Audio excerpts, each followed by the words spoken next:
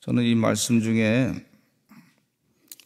이 26절에 보면 너는 사랑과 더불어 손을 잡지 말며 남의 빛에 보증을 서지 말라 하는 이 말씀이 아주 뼈저리게 느껴지는 우리 대한민국의 사건이 있었는데, IMF 때 서로 어음을 발행해가지고 서로 갚겠다고 약속은 했는데, 그러면서 또 그 어음을 발행하면서 사업하시는 분들이 집안의 모든 가족들에게 다 부탁해서 보증을 서달라고 그래가지고, 그래서 보증을 다 서줬더니 이 돈을 갚을 길이 없게 돼서 결국은 온 집안이 보증 쓴 사람들이 전부 다 그 자기 갖고 있는 재산을 다 뺏겼던 역사가 있습니다.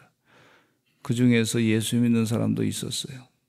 성경 말씀에 한 가지만이라도 제대로 배웠으면, 그러면 이 뼈저린 그 아픈 통증은 겪지 않았을 것이다 생각합니다. 만약에 이 말씀을 듣고서 이 아니다, 이거 하나님 뜻이 아니다, 내가 보증을 못 쓰겠습니다, 하나님 말씀이 이렇게 돼 있고 하나님의 뜻대로 사는데 내가 안 쓰겠습니다 라고 했더라면 아마 IMF의 큰 충격은 많이 줄어들었을 것이다, 그런 생각을 갖습니다.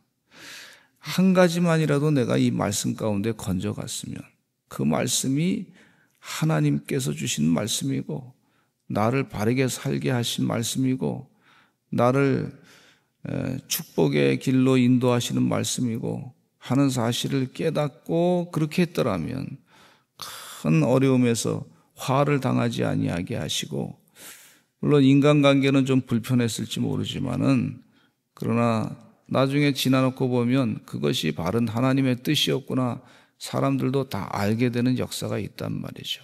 그러니까 주의 은혜 가운데 하나님 말씀이, 이 솔로몬의 지혜가 그냥 하신 말씀이 아니고 이 지혜의 말씀이에요. 지혜의 말씀.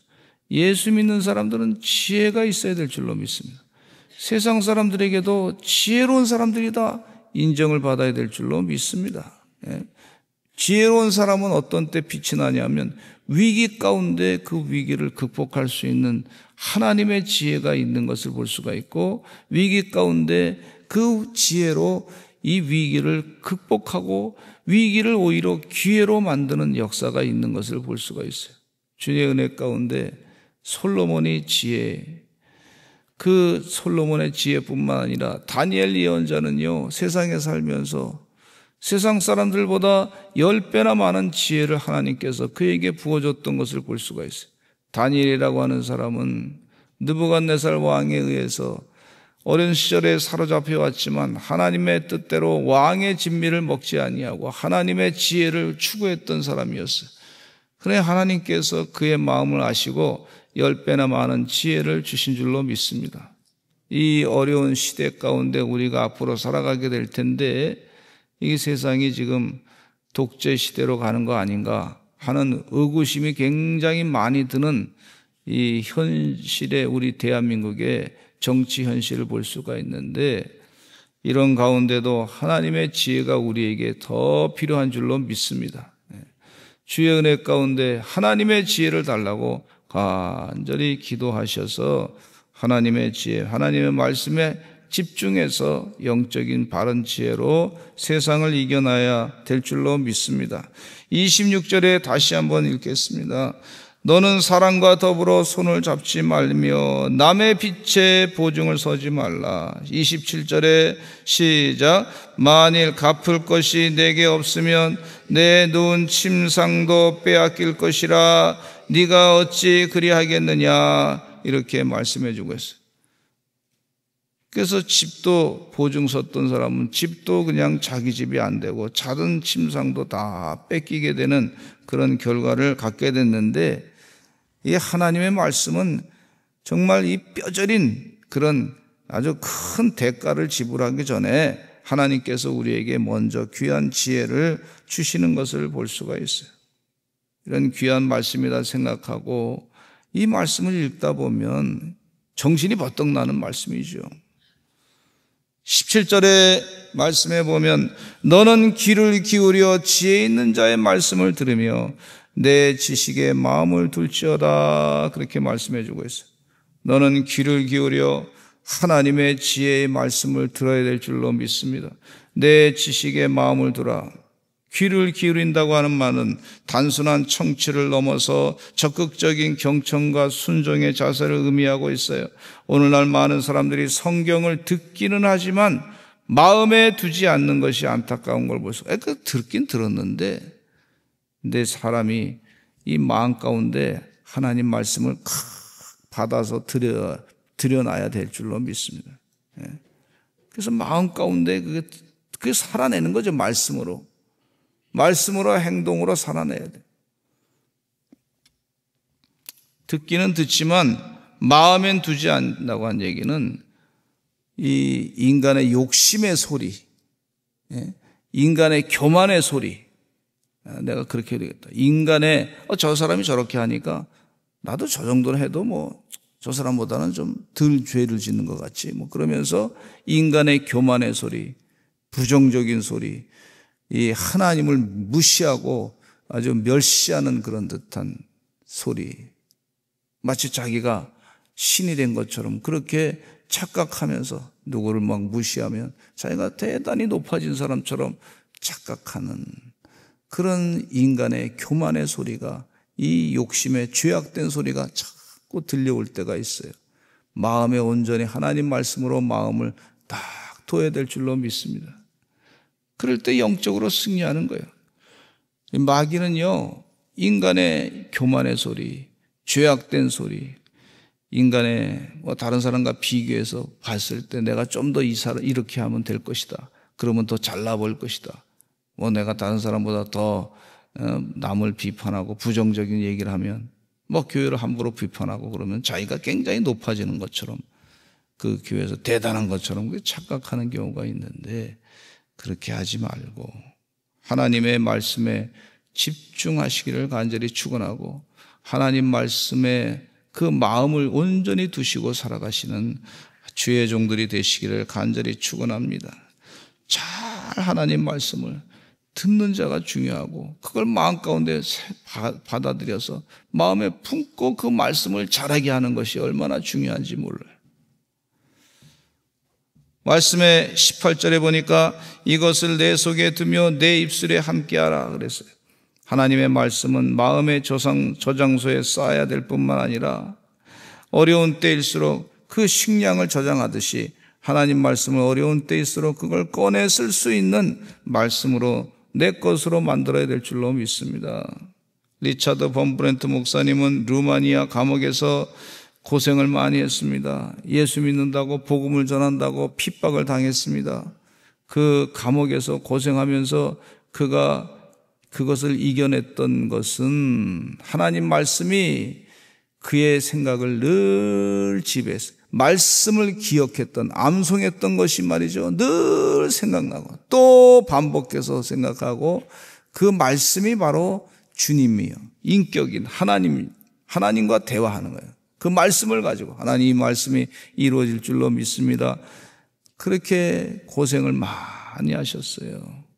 이 리차드 범브렌트 목사님의 간증 가운데 이 세 사람이 말이죠, 쇠줄로 묶여가지고 이 벌거벗은 몸으로 감옥에서 있는 거예요.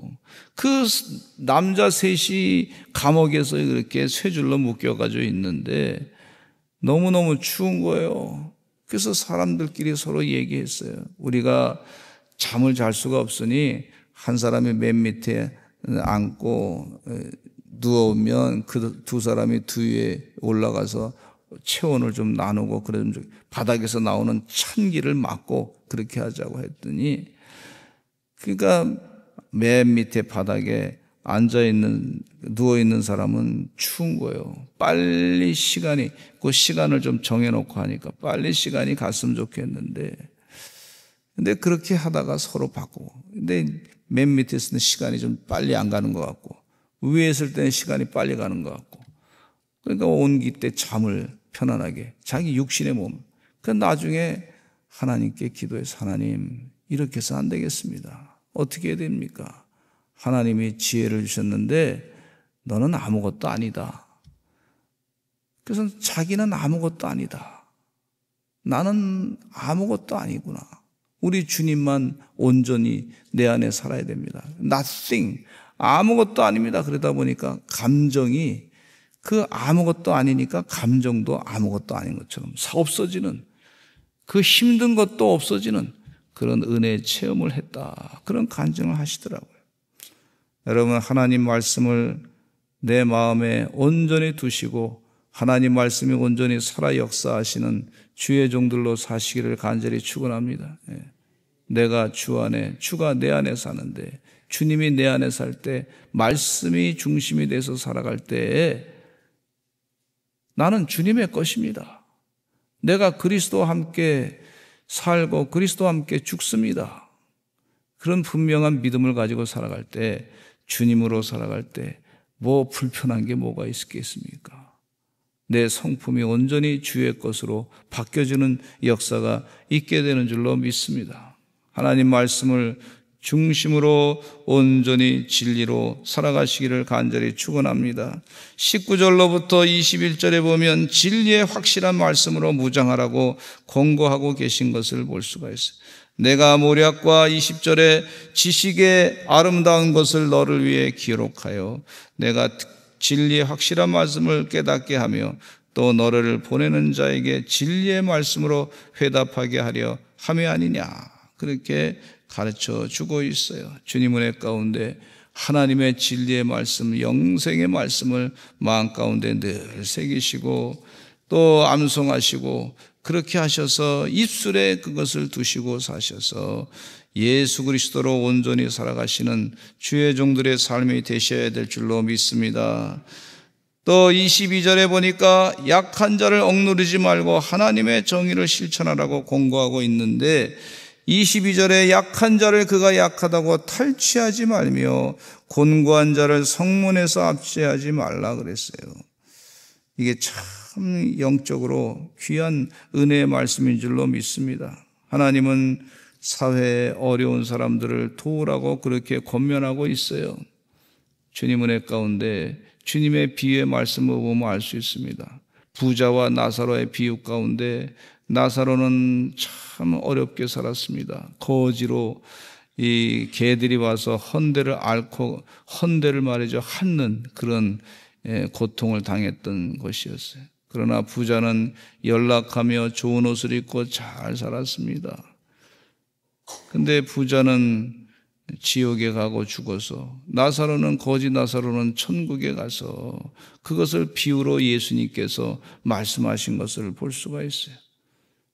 부자가 이 지옥에서 고통당할 때, 음부에서 고통당할 때 그동안 이 거지 나사로에 대해서 관심을 갖지 않은 것에 대해서 참 후회했던 것을 볼 수가 있어요. 지금 약한 자를 약하다고 그의 것을 뺏지 말라. 공고한 자를 성문에서 압제하지 말라. 그렇게 권고하고 있어요. 주님 은혜 가운데 우리가 이 땅에 사는 동안에 다 수명이 이제 점점 길어지게 됐는데, 이 말씀을 가지고 하나님께서 주신 연약한 사람, 어려운 사람을 잘 도우시기를 간절히 축원합니다. 그렇게 했을 때 하늘의 상급을 많이 쌓아두게 된다는 것을 볼 수가 있어요. 예수님께서 하신 말씀 가운데 너희 중에 가장 연약한 자에게 한 것이 바로 나에게 한 것이다, 그렇게 주님께서 가르쳐주고 있어요. 영적인 지혜입니다.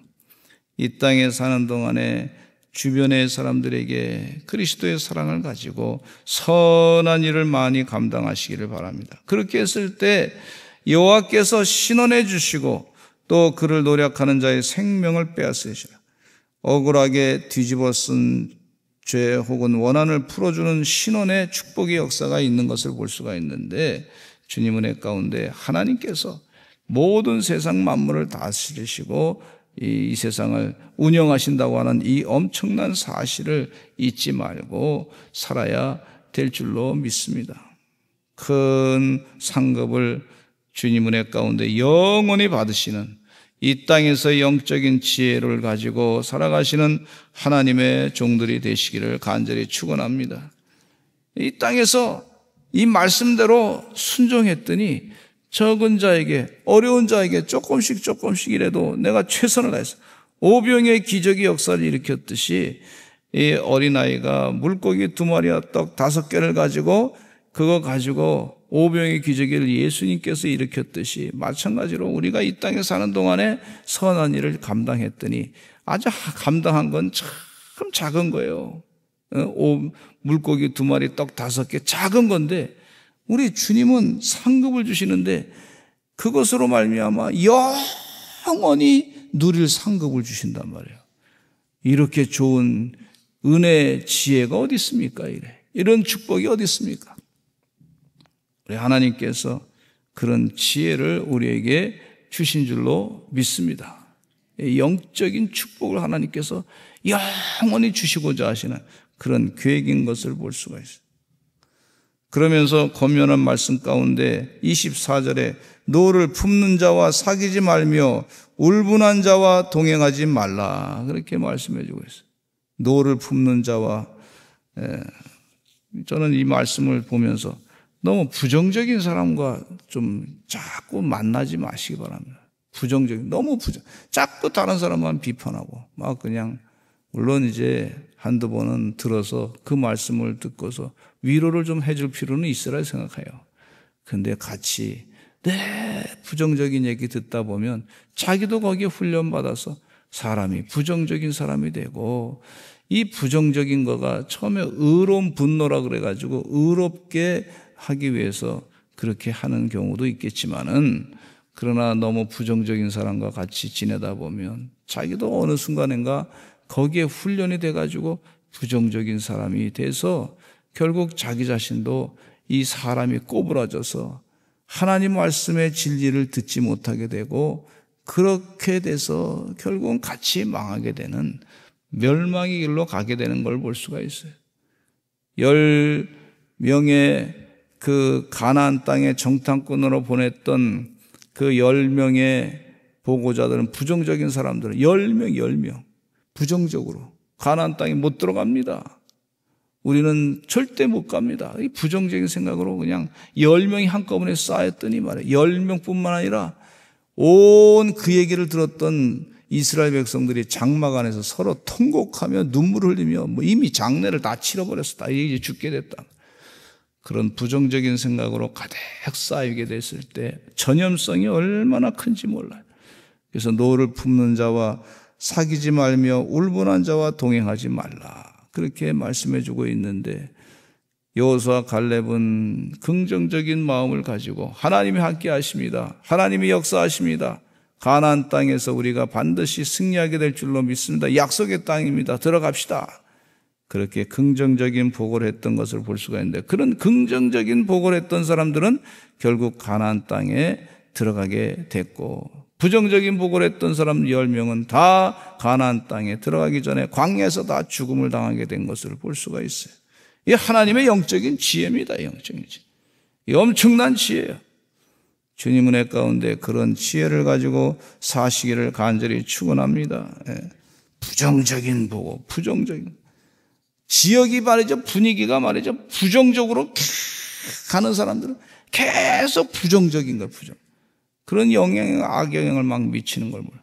하나님의 진리의 말씀을 듣고도 하나님의 진리의 말씀을 제대로 듣지 못하는, 영혼이 말이죠, 가로막혀. 영혼이 탁 막혀가지고 이게 아무리 좋은 소리 해도 뭔지 못 알아듣는 그런 부정적인 사람이 될 수도 있다는 것을 가르쳐주고 있어요. 주의 은혜 가운데 부정적인 생각을 갖는 자와 동행하지 말고 울분한 자와 동행하지 말라, 그렇게 말씀해주고 가르쳐, 그의 행위를 본받아 내 영혼을 올부에 빠뜨릴까 두려움이다. 하나님께서 주신 영적인 지혜인 줄로 믿습니다. 우리 다 같이 주여 많이 하시고 나라를 위해서 기도하시고 각자의 기도 제목을 가지고 기도하시고 주의 은혜 가운데 큰 응답을 받으시기를 간절히 축원합니다.